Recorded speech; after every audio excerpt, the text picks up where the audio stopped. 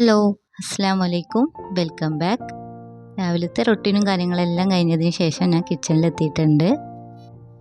ആദ്യം തന്നെ ഞാൻ 2 കപ്പ് നോർമൽ വാട്ടർ കുടിക്കുകയാണ് കേട്ടോ. ഇങ്ങനെ എംപ്റ്റി സ്റ്റൊമക്കിൽ വെള്ളം കുടിക്കുന്നുണ്ട് ഒരുപാട് ബെനിഫിറ്റ് ഉണ്ട്. ഇങ്ങനെ കുടിക്കാത്തവരൊക്കെ കുടിച്ച് നോക്കുക.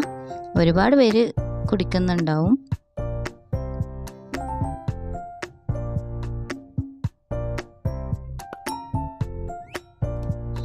തലേന്ന് ഗ്രീൻ പീസും പച്ചരിയും വെള്ളത്തിലിട്ട് വെച്ചിട്ടുണ്ടായിരുന്നു. ഇനി ഇത് രണ്ടൊന്ന് കഴുകിയെടുക്കട്ടെ.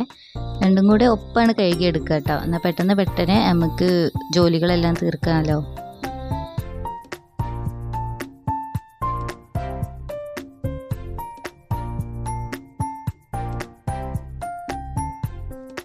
ഗ്രീൻ പീസ് കുക്കറിൽ ഇട്ട് കൊടുക്കുന്നുണ്ട്.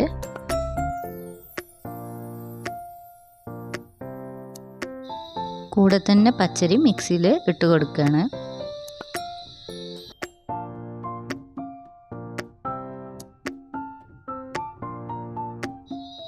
ഈ രണ്ടിലേക്കും ആവശ്യത്തിനുള്ള വെള്ളം കൂടെ ഒഴിച്ച് കൊടുക്കുന്നുണ്ട്.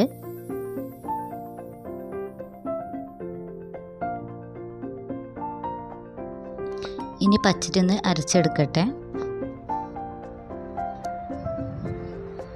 ഇനി ആ സമയം കൊണ്ട് തന്നെ ഗ്രീൻ പീസിലേക്ക് വേണ്ടിയിട്ടുള്ള സവാളയും തക്കാളിയും എല്ലാം ഒന്ന് അരിഞ്ഞെടുക്കണം. ഒരു സവാള, ഒരു തക്കാളി, 2 പച്ചമുളക് ചേർത്തിട്ടുണ്ട്. ഇനി കുറച്ച് ജിഞ്ചർ ഗാർലിക് പേസ്റ്റ്, 1/4 ടീസ്പൂൺ മഞ്ഞൾപ്പൊടി, ആവശ്യത്തിനുള്ള ഉപ്പ്, കുറച്ച് കുരുമുളക് പൊടിയും കൂടി ചേർത്തിട്ടുണ്ട്. ഇനി ഒന്ന് മിക്സ് ആക്കി എടുത്തിട്ടുണ്ട്. ഇനി സ്റ്റൗവിലോട്ട് അങ്ങോട്ട് വെച്ച് കൊടുത്താൽ മതി, അതവിടെ റെഡി ആയിക്കോളും.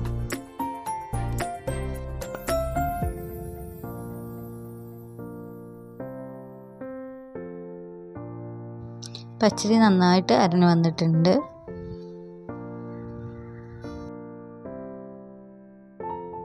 ഇനി ഈ ജാറിലോട്ട് കുറച്ച് വെള്ളം ഒഴിച്ച് കൊടുത്തിട്ടുണ്ട്. ഇനി കുറച്ച് അരിപ്പൊടിയും തേങ്ങയും ചേർത്തിട്ട് ജസ്റ്റ് ഒന്ന് കറക്കിയെടുക്കണം.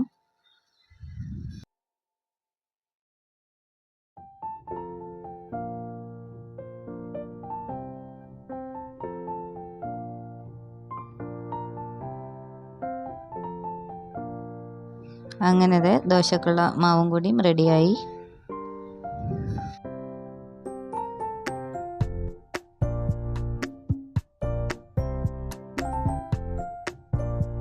ഇനി ദോശയും കൂടി ഒന്ന് ചുട്ടെടുക്കട്ടെ.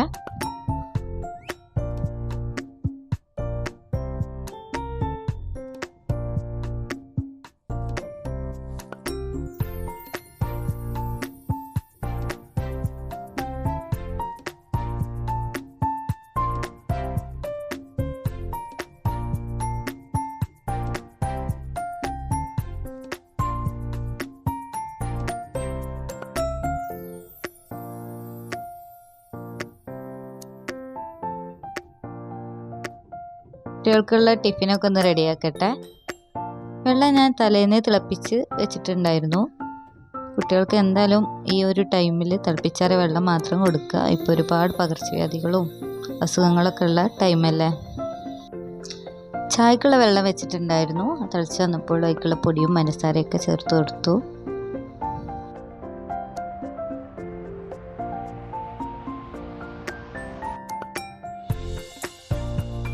സ്നാക്സ് ആയിട്ട് ഇന്ന് ബിസ്ക്കറ്റാട്ടോ വെക്കുന്നത്. വല്ലപ്പോഴൊക്കെ ഇങ്ങനെ ബേക്കറി ഐറ്റംസും ബിസ്ക്കറ്റ് അങ്ങനെയൊക്കെ വെക്കാറുള്ളൂ. കഴിയുന്നത് നമ്മൾ ഫ്രൂട്ട്സ്, വെജീസ്, എന്തെങ്കിലും നട്ട്സ് അങ്ങനത്തെ ഒക്കെ കുട്ടികൾക്ക് വെച്ച് കൊടുക്കുക, കുറച്ച് ഹെൽത്തി ആയിട്ടുള്ളത്.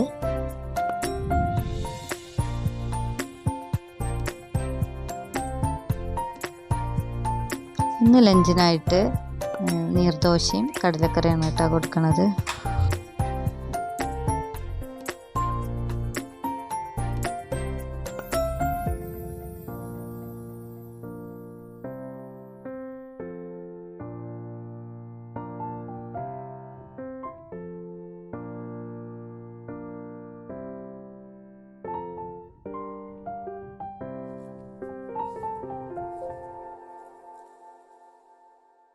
ഇനി ലഞ്ചിന് വേണ്ടിയിട്ട് കുറച്ച് വെജീസൊക്കെ അങ്ങനെ വെള്ളത്തിൽ സോക്ക് ചെയ്ത് വെക്കുന്നുണ്ട്.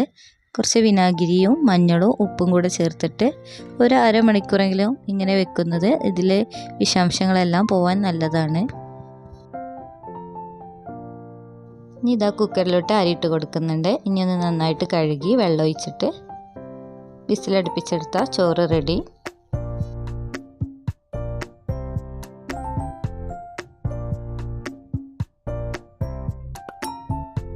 ഇനി വെജീസും കാര്യങ്ങളൊക്കെ ഒന്ന് കട്ട് ചെയ്തെടുക്കട്ടെ.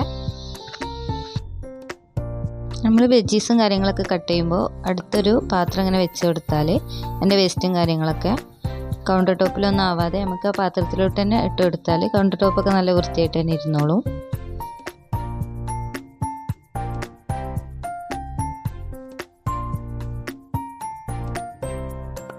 ഇനി കറിക്കുള്ള വെജീസൊക്കെ അതേ ഒരു പാത്രത്തിൽ കട്ട് ചെയ്ത് വെച്ചിട്ടുണ്ട്. അപ്പോൾ നമുക്ക് പെട്ടെന്ന് തന്നെ കുക്ക് ചെയ്തെടുക്കാം. ഇത് നല്ല ടേസ്റ്റുള്ളൊരു വെണ്ടക്ക കറിയാണ്. വെണ്ടക്കയൊക്കെ ഫ്രൈ ചെയ്തിട്ടുണ്ടാക്കുന്ന ഒരു ഐറ്റമാണ് കേട്ടോ. അപ്പം ഇത് ഷോർട്സ് ആക്കി ഇട്ടിട്ടുണ്ട്. ആവശ്യമുള്ളവരൊന്ന് പോയി നോക്കുക. ഇനി കുറച്ച് വെണ്ടക്ക ഫ്രൈ ചെയ്തെടുക്കാനും കൂടെ ഉണ്ടായിരുന്നു. അതും കൂടെ ഒന്ന് കട്ട് ചെയ്തെടുക്കട്ടെ.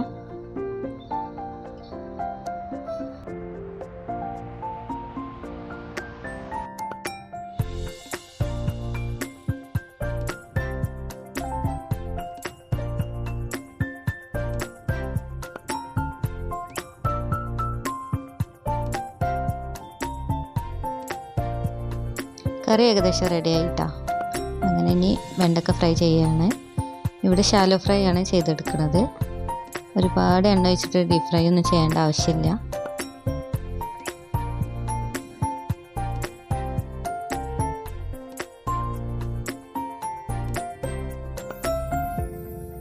ആവശ്യമുണ്ടെങ്കിൽ കുറച്ചും കൂടെ വെളിച്ചെണ്ണ അങ്ങനെ നമുക്ക് ഒഴിച്ച് കൊടുക്കാം. ഇനി ഫിഷ് മസാല പുരട്ടി വെച്ചിട്ടുണ്ടായിരുന്നു. അതും കൂടെ ഒന്ന് ഫ്രൈ ചെയ്തെടുക്കണം.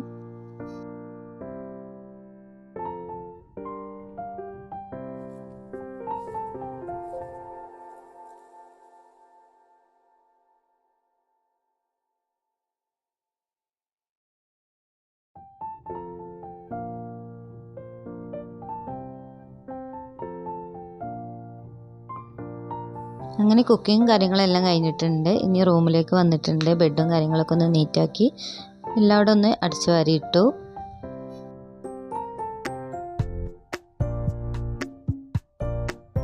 ഇനി നിലം കൂടെ ഒന്ന് തുടച്ചിട്ടു. അപ്പോൾ ഇത്രയൊക്കെ ഉള്ളൂ ഇന്നത്തെ വീഡിയോ. എല്ലാവരും സപ്പോർട്ട് ചെയ്യുക. Okay, by.